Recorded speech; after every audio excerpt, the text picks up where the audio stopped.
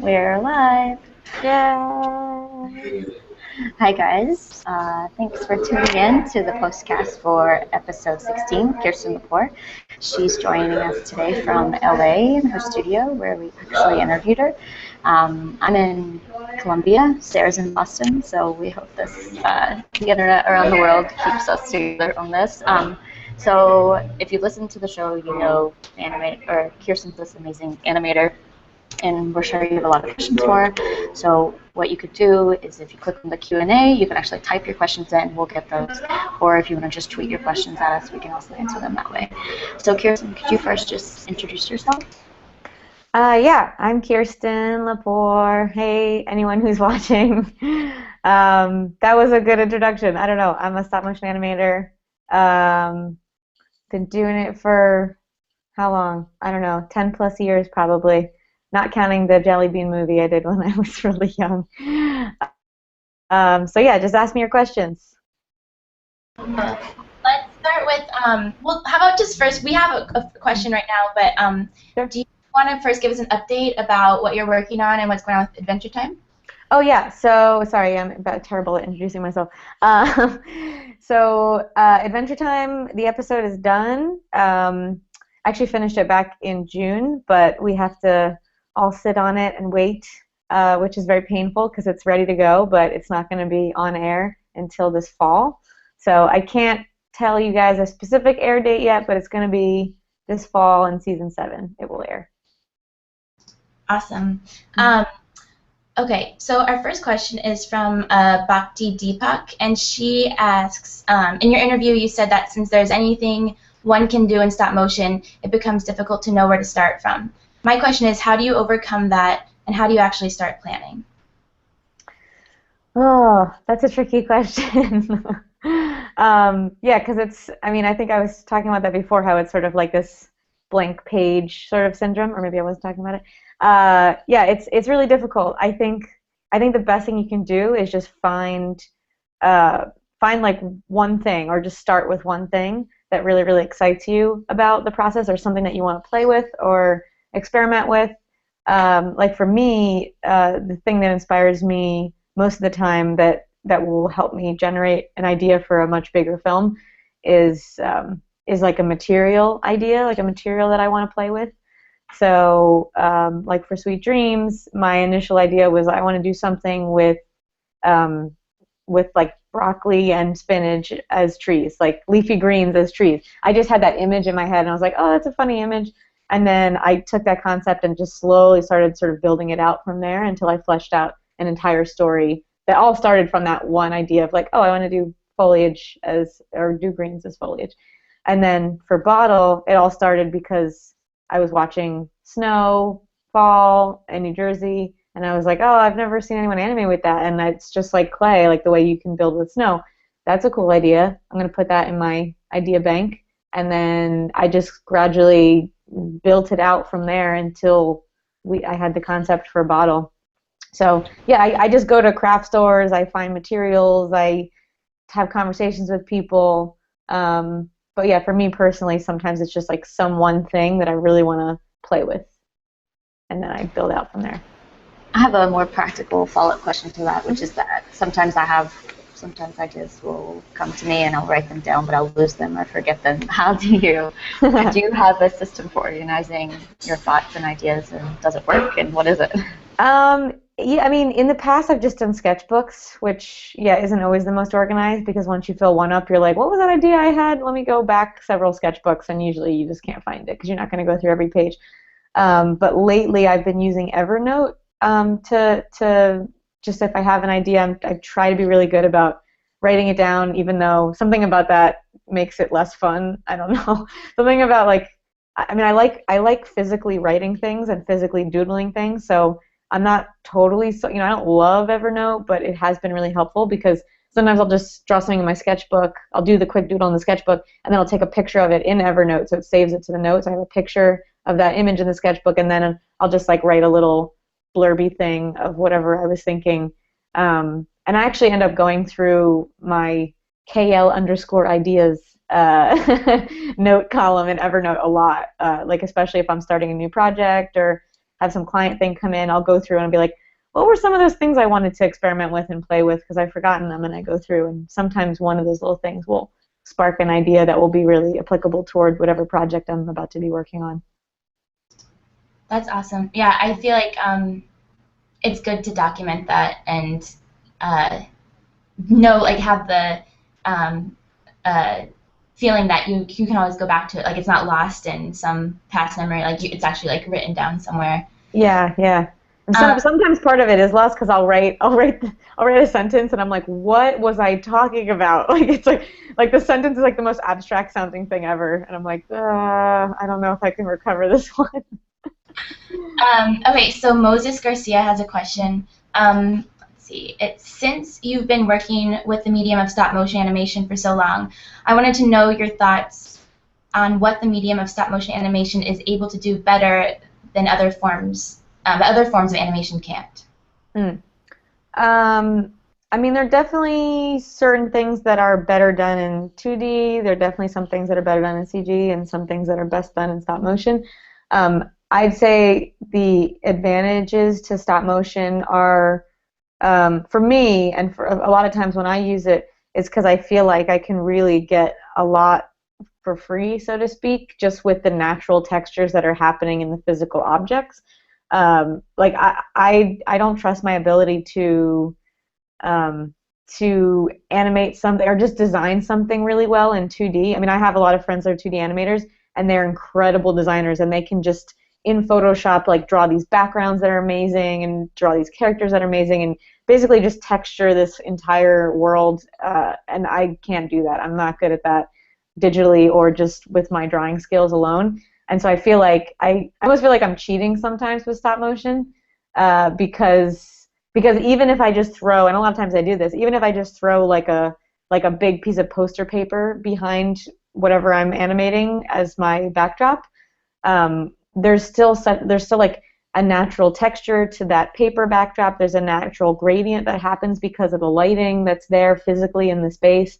And if I wanted to recreate that in 2D, I would have to go through and like tweak a gradient and try to make it look more interesting than just like dropping a flat color behind something. But if you drop a flat color behind something in stop motion, it's physical and there are lights, like I'm saying. So you just get more for free because it's real in terms of texture, and it just can sell it a little better than something that's like super flat that I would do a really crappy job on in 2D. So that's one thing that I like. I mean, other obvious things would be you have a physical object that you can, I don't know, you could take advantage of its natural properties. Like I did that with Bottle. Like I feel like Bottle could not have been done any other way, or I don't think it would be successful any other way. Because if I was drawing some sand creature and snow creature, it's like, I don't know, it just for me doesn't have anywhere near the same oomph as like actually using those real materials, because the film is about the materials. So when I come up with an idea, I really try to make sure that it should be in stop motion, that I'm not just doing it because I do stop motion a lot. I mean, sometimes clients come to me and they're like, we want a stop motion video. And a lot of times what they're asking for can be done better in 2D, and it kind of bums me out because I'm like, well, I could have just done this in 2D. But for my own work, I really make sure that I justify the medium with the concept. I have a question. So in our interview, you talked about you're like sometimes like looking back at my work, like for example, I think we were talking about Sweet Dreams, and you said I kind of cringe, and then we also talked about how your work is evolving. So what specifics have you seen yourself, like what have you gotten better at? Because for the rest of us, it just seems like, you know, a different piece, like it's just a different animation, but we don't, those of us that don't animate don't necessarily know what has improved because it's all good to us. So. Weird. Yeah, it's weird because like I don't I don't know how everyone else doesn't see how crappy the old stuff is. Even a lot of things in the new stuff. I don't know. Yeah, I mean my Sweet Dreams was my first stop motion animation that I ever did, really, like the first full length thing I ever did in stop motion. So I did not know how to do anything properly. I mean, if you're really looking for it, like the animation is very clumsy. It's way clumsier than my animation now. I mean, my animation now is still not awesome. It's not great, but it's better than it used to be. Yeah, like in Sweet Dreams, I didn't even know, because there wasn't really a stop motion program at MICA when I was making that film. So anything I learned, I just learned from, I remember there was one kid, Richard, who went to school with me, and he had some internship that he did over a summer, like I think it might have been at a stop motion studio in California, and I had never even been to California at that point. And so he like did this internship, and he brought back all this information about how stop motion works and how you do tie downs properly and everything. And I remember like really looking over his shoulder and trying to learn as much as I could from him, from his internship that he did. I'm like living vicariously through his internship.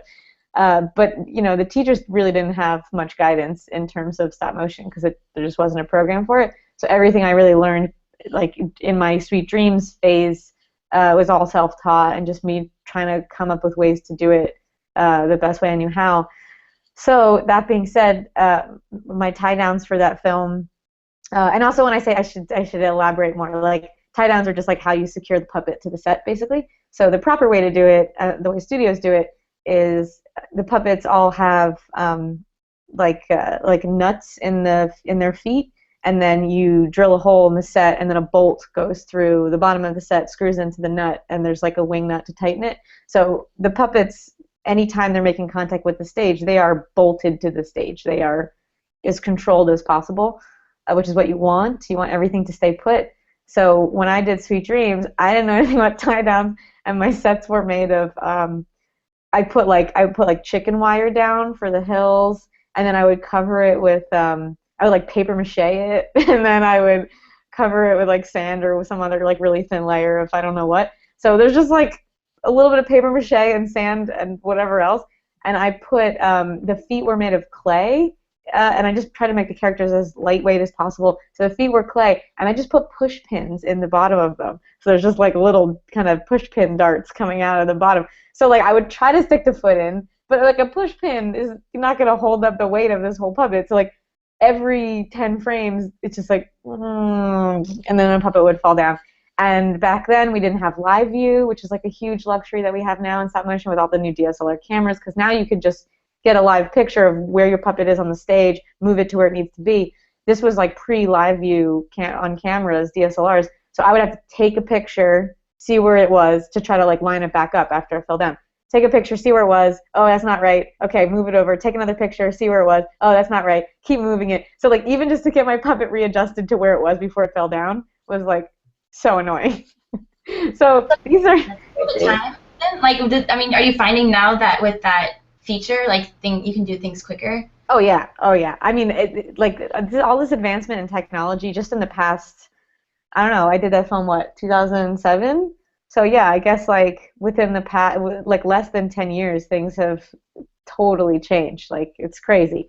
Like we have such better control with DSLRs. We have Dragon stop motion. There was no Dragon really back then. I think it was developed, but it wasn't widely used yet. There was just, I think I shot Sweet Dreams with, I think it was some program called like, it wasn't stop motion. It was something else, but it was like also kind of just a crappy program. It grabbed frames. That's all I needed. Yeah, and even with Bottle, I didn't even use Dragon Frame with Bottle because I did not want to bring my laptop out to the beach because I just thought it would get messed up. So I just did it with a camera on a tripod, and I just like took pictures and just like winged it in terms of like the increments and the movement. And if I really wanted to preview what I shot, I would just, you know, like the spinny wheel on the back of the DSLR, I would just like try to spin the wheel fast enough that it would kind of like run through the frames as if it were animated. But even then, I didn't want to move the camera. Like I'd have to spin it through, but like not move the camera, or else my shot gets shifted. So it's just like everything's a nightmare. Everything's really hard. But now, if you shoot on the stage in a proper way, like how I shot in Move Mountain, that was like the proper way. So I feel like that's a little bit more controlled and locked down from my point of view. Like I feel like the animation's a little better because of all the technology I was finally able to use, and the puppets were built better. I mean, there's still tons of problems with it. But yeah. One thing we didn't talk about, which is sort of the historical and theoretical background of stop motion, because like when you study film, a lot of times you study history and theory behind it all. And I'm curious if any of that influences you, and like who are some animators that you're inspired by, whether they be really like far from the past or present day. I feel like, yeah, I mean, most of the animation education I have was at CalArts. I didn't really learn anything about animation history before that. I mean, little bits and pieces in undergrad, I guess. Um, I think most of the stop motion stuff that we learn about sort of in like a history class, I think is cool, but it's not necessarily the stuff that like really gets my juices flowing creatively. You know, like everyone always learns about like Jan Spunkmeyer and Brothers Quay, and I mean they're kind of like the same style because Brothers Quay are kind of just like imitating Spunkmeyer. Um, yeah, and then there's some early guys like Starovich is really cool. Like his stuff is worth looking up. Oh, actually, my favorite really early stop motion animator is this guy George Powell, and he did like this was back in the days of like what do they call it? The it's like a musical. It was like a 2D thing that they would do. Something tunes. Why am I blanking on it? I know what you're talking about. I can't remember either though. Yeah. But anyway, it's like oh, not Merry Melodies, maybe I don't know. It might have been something like that. But it was back in like kind of Betty Boop era, you know, Fleischer style cartoons. That kind of stuff was happening. And then around the same time, maybe slightly later, George Powell was doing stop motion versions of that type of like really crazy rubber hose style, which like when it's squashing and stretching the way that early 2D cartoons were, that's really difficult to do in stop motion. So he was doing replacement animation, which I thought like his replacement animation is so cool. And replacement animation is basically just when you need to achieve, like say you have an object that needs to, like sunglasses, like this is a rigid object, and if this needs to squash and stretch in stop motion, you can't, obviously, this is not malleable, it's not clay, so you can't like squash it and stretch it. So the way you need to achieve that illusion is to create, I don't know, maybe 10 different versions of the sunglasses, each a different frame. So like one looking more squashed, one looking more squashed, one looking more squashed, until you have your most extreme squashed version. And so you're basically just, when you're animating, you're putting in the first one, and then you're swapping it out for the second one, and then you're swapping it out for the third one and the fourth one. And so then you have this illusion of this thing moving, but really every frame you're changing out the actual object, and that's replacement animation. So that's what George Powell was doing back in the day to get like these weird, stretchy, squashy things. So his work is really awesome. But, sorry, I gave a very long answer to a simple question. Yeah, I'd say the stuff I'm most inspired by is just really current stuff, I think. Like, I'm really into design, and I'm also just really into things that aren't even necessarily animated. Like, I love music videos, like live-action music videos, and a lot of my friends make them, so, like, that's a huge inspiration to me. Like, I love dance, I love going to art shows, I feel like all those type of things probably inform my work and what inspires me more than just watching a lot of other stop motion films.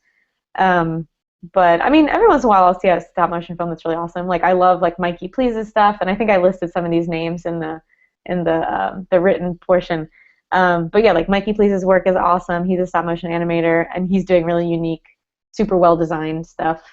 Yeah, and it's usually just the stuff that looks new and different that catches my eye, and that's what I sort of try to do with my own work. Can I ask one just real side quick? Yeah. What was the rivers made out of in the mountain? That was there's like the little ball type squishy ball guys. Those are called aqua gems, and I found them at Joann's Fabrics one day. And it's one of those things where like I go to craft stores all the time. I love going to craft stores because I'll just find something that's not supposed to be used for stop motion, and then I'll just repurpose it, or I'll be like, oh, does this work for what I do? They're like little hard things, and then you add water, and then they turn into these squishy balls. So I thought those would be interesting to animate, so I used those, and I created sort of wells in my sets that I lined with latex to try to seal them, like make them watertight, because I actually filled them with colored water and then the little aqua gems. And then for the waterfalls, I cast flexible clear urethane pieces that I kind of stuck together with, and they have a wire in the middle so that they're bendable. That was a whole ordeal figuring out that material as well. So there's a question from Annie Wong. Hi, Annie. Do you know her? Sorry, I just felt like saying hi. No, I just felt like saying hi. I'm sure she says hi back. Hi, first of all, big fan of your work. Since stop motion seems to be such a niche market, how would you suggest a recent stop-mo grad like myself look for work, break in when most opportunities I see are asking for 2D or 3D animators? It depends. I mean, a lot of that also depends on where you live. Not always, because I feel like there's a lot of stop motion work in Southern California, which is another reason that I live here now.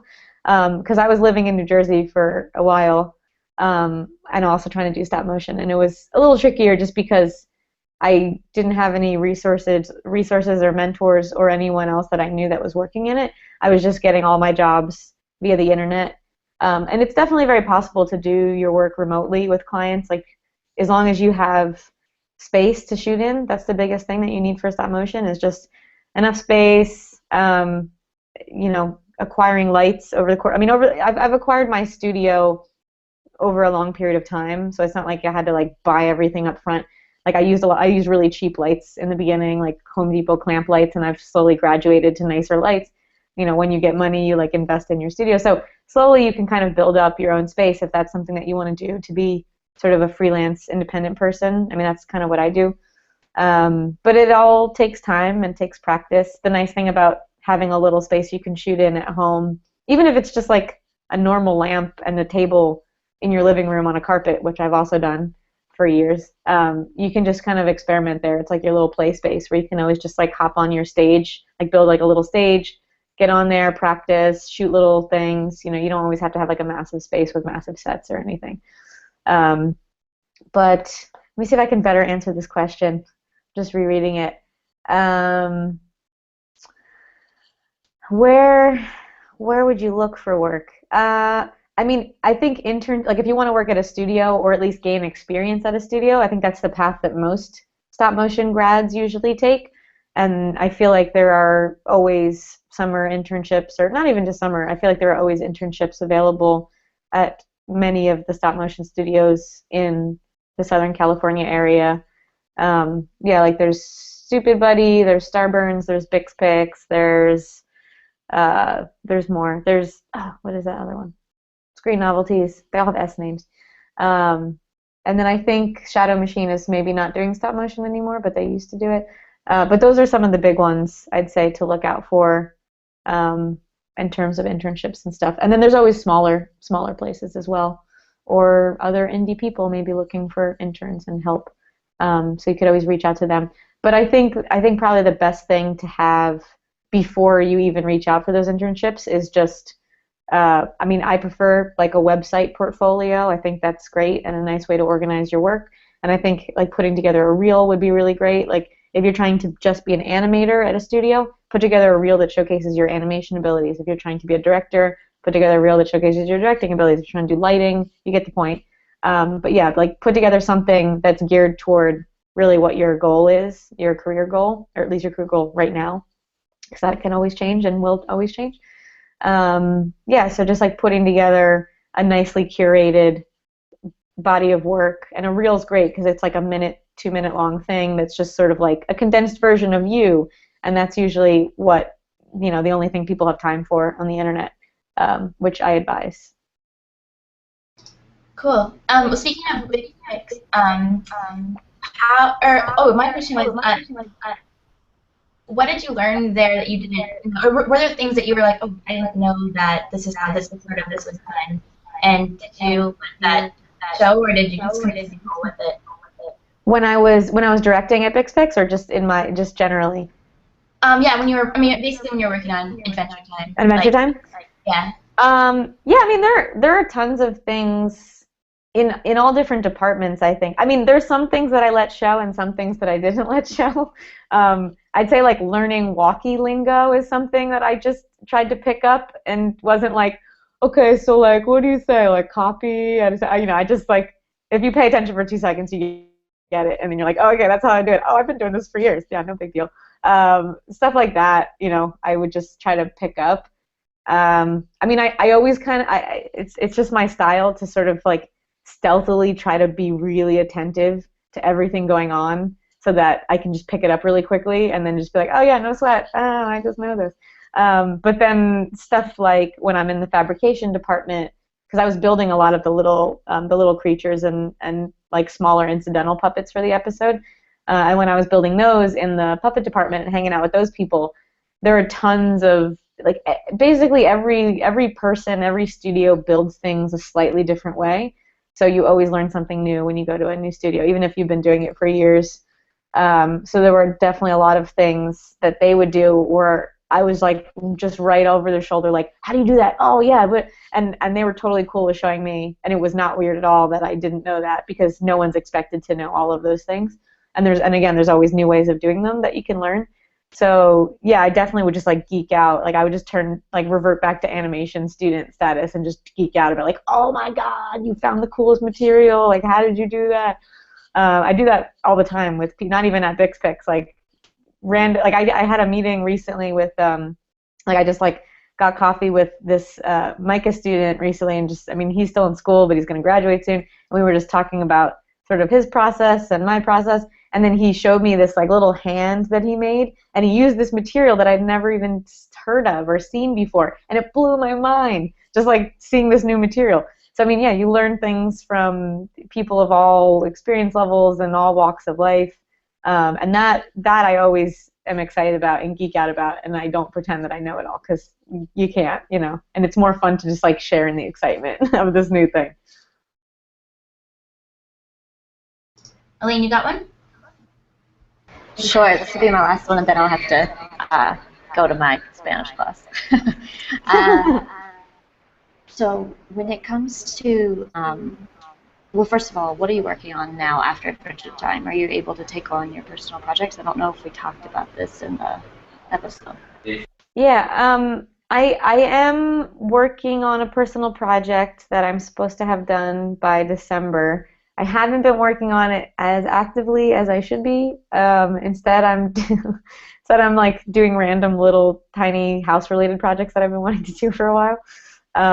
But I really need to start getting serious about the film. I mean, even I have trouble with self-discipline sometimes, where like I got this sewing machine and I'm just like all about sewing stuff right now. I'm like, duh, this sewing machine's so cool. So I have like patterns on the floor that I'm like trying to make. So I shouldn't be doing that, but it's every time I talk about it, I feel like a dweeb, because I don't know if it's gonna work out. I'm trying to sew my wedding dress, but That's awesome. It's a really ambitious thing that might not work out, but it's one. I mean, I just operate this way, where my whole life is just full of super ambitious projects that everyone's like, don't do it. Have someone else do it. Don't worry about learning that. Don't, you know. Like, I mean, this actually applies to a lot of stop motion stuff as well. Like, I remember even at school being told, like, don't learn the motion control rig at school. You just hire for someone after school to do that for you, that knows how to do that. And I was like, no, I'm going to learn it. Like, I need to know how to do this. I want to know how to do this. And I think it's because so many people told me, like, no, just let someone else handle it, that, like, made me want to do it even more. And that's probably why I've learned so much. Like, you know, in my work field, and in a lot of other fields, I don't know, I love learning new things, and like stuff like sewing. Like, this could totally apply to some stop motion film I make one day. I'm not actively planning that out right now, but all of these little skills that I learned, they always will come back in ways that I least expect. So that's why I think it's better to learn as many things and as many skills as I can.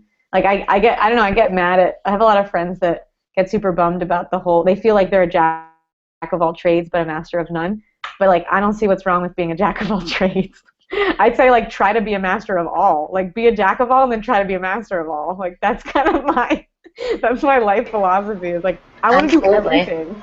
Yeah, it makes the work more interesting, I think. Yeah, why not? You know. Okay, I'm gonna let you guys finish. I'm gonna run. Okay. Thank you so much. Okay. Bye, Thanks to everybody who's watching. Bye. Bye. Do you have time for one more?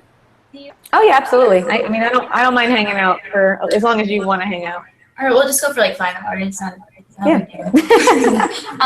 Well, I remember reading or watching a video interview with, I think it was a CalArts thing. You said that you were against conventional happy endings. Do you still feel that way? And I mean, expand on that. I wouldn't say I'm against conventional happy endings, but in my own work, yeah, like in everyone else's work, I never judge. Like, I love happy endings when I watch films and stuff. But I mean, just as much, I love not happy endings, and I love like weird endings and endings that sort of hang on an interesting note that make you think. And I never consciously set out to like not do a happy ending. I'm never like, oh yeah, I'm not going to do that happy ending thing.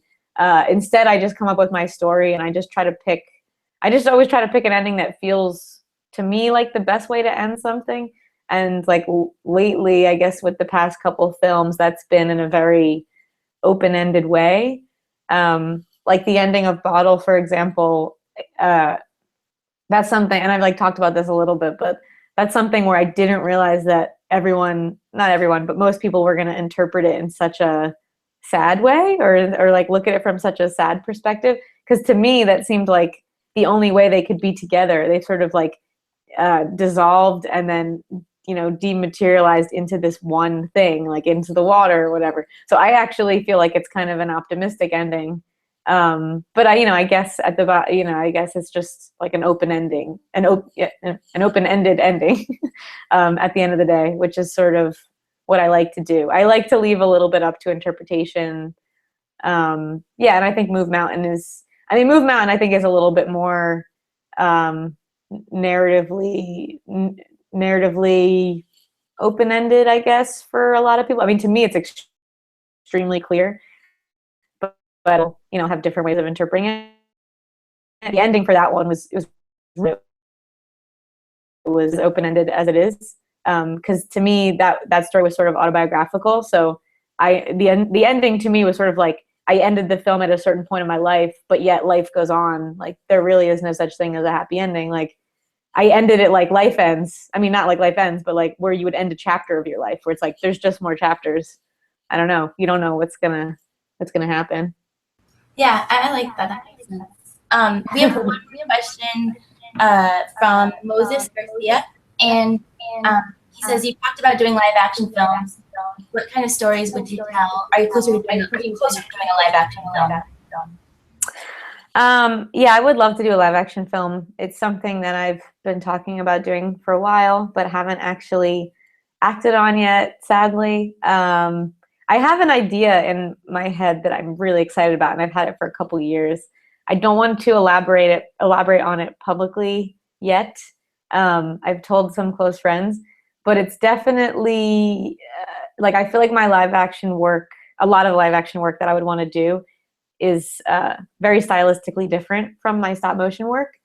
And I think that's like that would be one of the fun things for me about doing it, is that I would get to do something that's really stylistically different because the medium is so different and the medium allows for such different things, like the medium of live action. I wouldn't be working with all those limitations that I have in stop motion. But the idea that I do have that I really want to do, which I think would make a great music video, so I might try to make that happen at some point. But it definitely ends up more in that like weird, creepy, pseudo-sexual territory that I mentioned on the podcast. And yeah, it actually does incorporate stop motion, but like in a really different way. So I don't know. That's an idea. Sorry, I can't be more specific about it, but that's something I actually have an idea for that I'm really excited about. I might reach out to, like, I might actually actively pursue that at some point soon, maybe next year. I just need friends to keep pushing me to do it, because it's hard. You get stuck in your own groove and you get stuck in your medium, and I get labeled as a stop motion animator, so then I end up just getting stop motion jobs, and that ends up being all that I do, and I don't want that to be my life. I want to do all the things, which is like why I'm sewing right now. So yeah, I would like to do, I would even like to learn some CG, honestly. Like I've been kind of thinking about learning Cinema 4D for a while, because people have been talking about it. Yeah, and I just want to like play around with all these different things. Maybe I'll discover something that I like. Yeah. Well, speaking of that too, you are engaged to Dan Kwan. And you guys are Mm-hmm. the most like playful, you know, like curious people I know. Do you I mean, how do you collaborate and bounce ideas off of each other? How is your um, you know creative relationship? I would say we've never really collaborated, and it was really funny because recently we've been talking about like recently there was this one project that we were maybe talking about collaborating on because Dan actually loves animation and he loves animated things and he would love to make an animated series, uh, like and develop something. And I'm kind of the opposite, where like he actually like he loves watching animated features, and he introduced me to Adventure Time. It's like it's his favorite show, and I never even seen it before he got me into it. I'm kind of on the opposite end of the spectrum. I'm really terrible animator. I'm sorry to everyone who's an animator who's out there, because like I'm the worst because I don't like, but I don't seek out animated features usually. I don't usually seek out animated programming and TV. Even animated shorts, sometimes I'll be like, I guess I have to watch this. I guess I should watch this. Like, I love watching live action stuff. So I'm more of like, I want to watch all the live action stuff. He wants to watch all the animated stuff. And it's just a weird swap. But I bring that up because he has like all these ideas for animated series that he would want to develop. And I'm not super into any of his ideas for the animated series. But then one time we were like, no, we can do this. We're going to put together like a pitch. Let's come up with something that we both like. And we started developing. It was just one evening. We were talking about it, and we developed it for like about 20 minutes before we got to like a major disagreement. Like, I was like, yeah, let's go. So it's gonna be a spaceship. It's in space. And then I was like, oh, it should be like see-through, like it's glass. And he was like, well, like there could be like part of it's glass, and then it's like all this other stuff. And I was like, no, it has to be all glass. And he was like, nope. And we just wouldn't budge. We have such strong opinions creatively that I don't know that we can collaborate because our opinions are so strong and don't always go together. But I love his work and I love what he does. And I think he respects what I do as well. So we can kind of agree to disagree, and I'm totally cool with us not collaborating. Except maybe on wedding decisions. Yes, we're on the same page with all that stuff, just not all of our big creative decisions. So okay, we have 2 more questions and then we'll stop because we're going over, but that's good. I'm cool. Everyone I'm cool with it. Yeah, I'm cool with it. This is from Stephen Glenn. Have you ever been interested in animation with games? Have you ever been approached about such a thing? Yeah, I feel like I'm getting more into games lately. Like I was into games sort of when I was younger. Like I played tons of like Tomb Raider, and I played tons of like NES, all the Nintendo, like Mario, early stuff. That was totally my bread and butter back when I was a kid and discovering video games.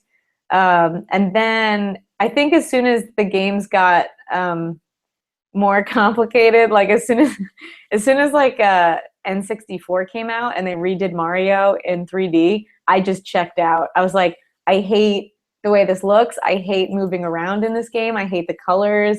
I'm not into this. And then I feel like there was this huge period of time between like the N64 Mario era and then a couple years ago where I just like hated most games. I just hated the way most games looked. And then recently, Dan's really into games, so he's also kind of like getting me warmed up to it. And then recently, in his old place, he had like a PS4, and his roommates had like a PS4 and a Wii. And like all the recent stuff with like how much more interactive games can be now, like that I'm really interested in. Like I love like the whole Connect thing, and then the Wii controllers and the dancing and the exercising. And then like how immersive games are now. Like it's like you're in a feature film interacting with it. So like how realistic they've been able to be, I think is really interesting, and that makes me way more interested in it.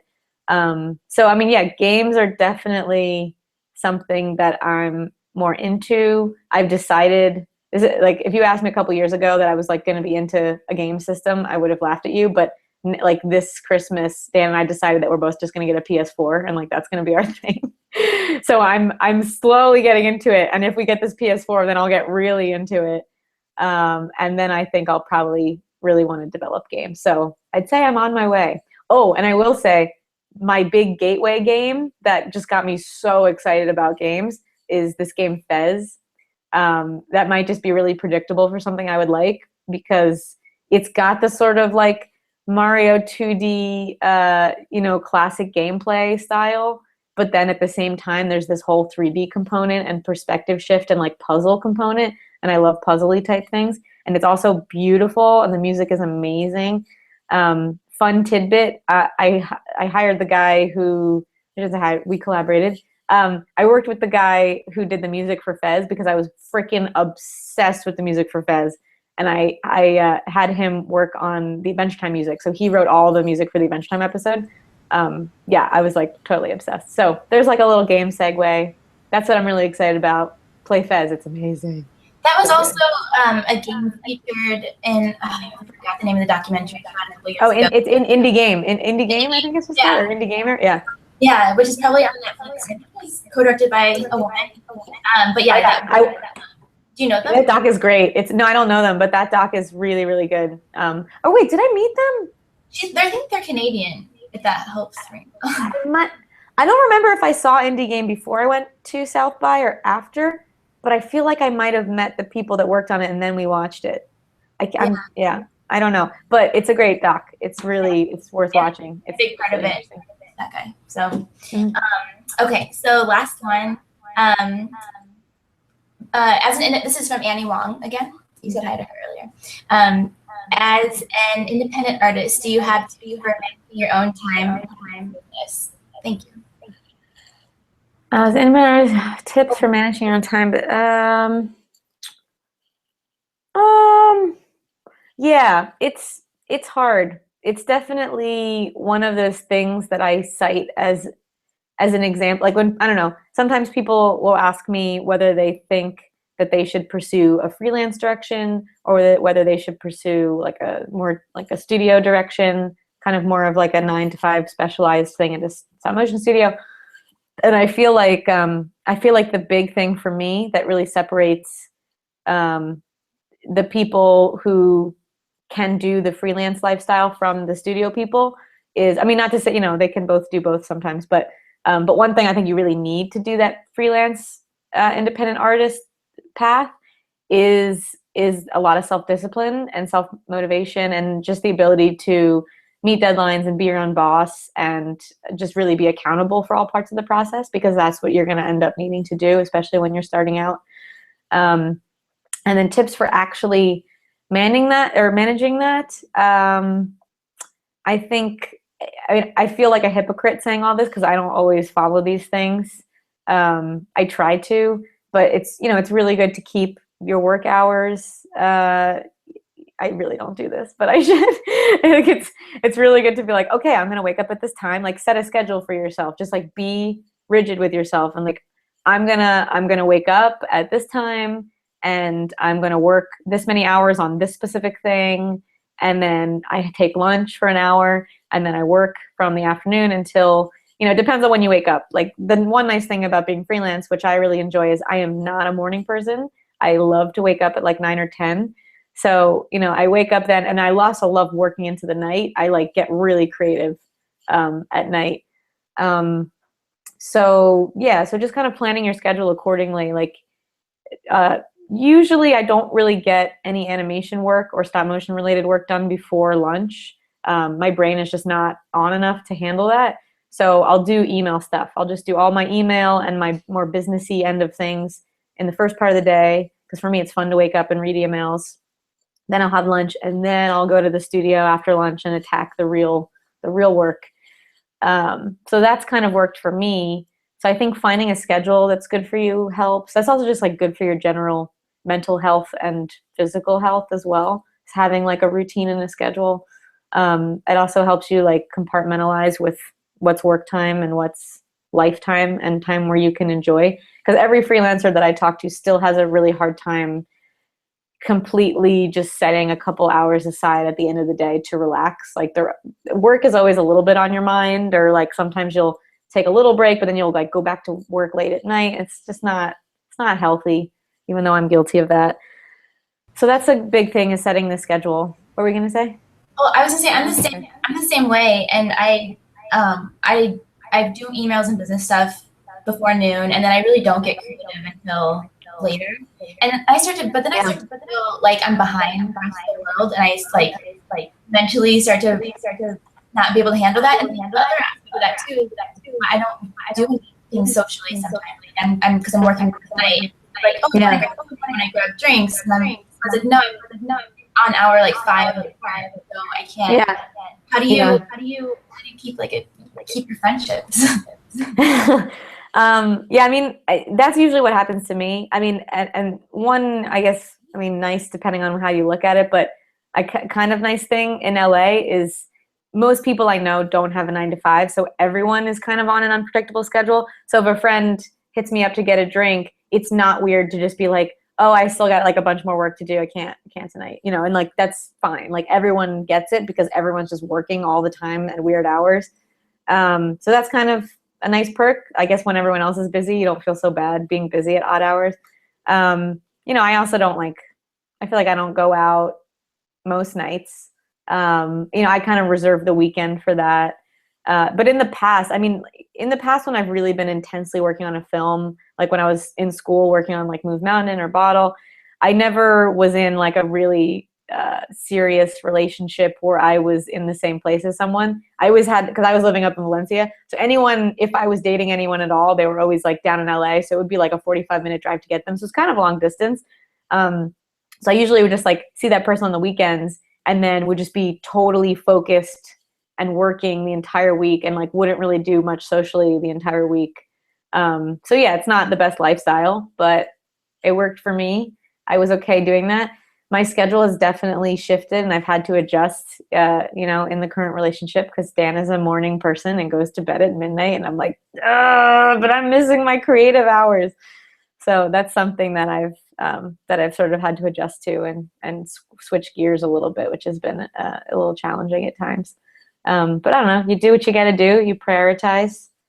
Yeah, I don't know. And the businessy end of things, I will say, not that this is, you know, at everyone's disposal, but I took a class at CalArts that I found really helpful about, it was called like entrepreneurial studies, and it mostly just went over contracts and kind of how to read those and handle those and understand that. So I think if there's anyone that you could ever, like maybe someone that's just done it for a while, if you can ever hit them up and be like, hey, you know, give me the lowdown on, I don't know, fees and contracts and whatever. I mean, it's kind of a big conversation, but I think it's better than like floundering in the dark like I did, because I didn't have any mentors at the time. So I've just like gradually figured all of this out over the course of time. And artists are not usually good business people. So if you can find a good producer or someone that can really handle the money end for you, then that's awesome. That's like such a great asset to have, because it's really not nice having to handle all that money stuff. But inevitably, you usually have to.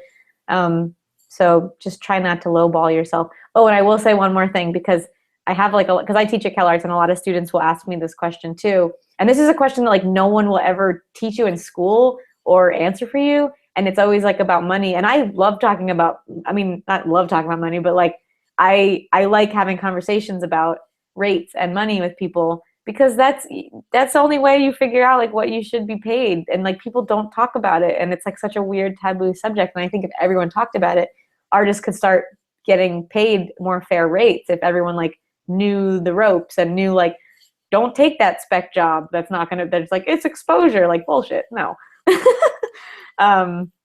So I mean, sometimes it's good exposure if it's like a really big thing, but usually it's not. Usually people just want you to do really cheap work, and then they're just like going to tell you it's exposure, and like no one cares about that. So everyone should get paid for what they deserve and paid for their work. But anyway, I'm getting tangential again. But the big thing I will say about the money thing is when you're trying to figure out a rate for a job, or what should I charge? Like everyone always asks, what should I charge? And the main thing I can tell people is like, it's annoying, but like break the project down into a schedule for yourself. Like first imagine a production schedule how many days is it going to take you to build this? How many days is it going to take you to animate this? How many days is it going to take you to light it? How many days is it going to take you to rig it? How many days is it going to take you to do post, sound, like boards, all the pre-pro through post-production. Think about the entire project, break it down into days, add the days up, and think about what is fair, what feels like a fair rate to be paid per day. Like, what is that minimum? And then what is like the ideal? And then multiply that times as many days as you think the project is going to take, and then pad it a little bit because it's always going to take longer than you think. So usually you multiply that times 2, whatever, how many days you estimate, multiply that times 2, sometimes 3, and then calculate that by that day rate that you just, gave to yourself. And then you have a number, and then that number is usually a pretty decent project fee that you could then pitch to a client as what you should charge for your rate. And I usually do project fees. I don't ever do like hourly. I hate that. I feel like project fees are better because everybody, you as the creative end up putting in more work sometimes, or less work sometimes. But then everyone knows what they're getting. You know what you're getting. The client knows what they're being charged. Everyone's on the same page. Communication is good. So that's what I will say about like the more businessy money end of things. Yeah, and it's important because you're worth it. As all of us that are freelancers and artists, like you have to get it for yourself, as painful as it can be, but yeah, it's worth it. And you're taking a step to freelance. You must have some confidence in yourself. Yeah, as much as you can. Most artists don't have a ton of confidence, but you have to have some. I don't know. Someone's hiring you for something, so you have to at least have self-worth. Even if you don't always love your own stuff, just have self-worth at least. Yeah. Okay. This Annie Wong says, awesome. Thank you so much. This is really helpful. I didn't expect it to go here, but I'm glad it did. Yeah, me too. Yeah, and thank you everyone for watching and asking questions. And Kirsten, I guess I'll see you when I'm in LA. But thank you for doing this with us. And everyone tune in next week for Pamela Ribbon. She's a comedian and author, and she's married, just like you. Cool. Awesome. Yeah, thanks for having me on this. Yeah, and I'll talk to you soon. And thank you again. And thank you, everybody. Thank you.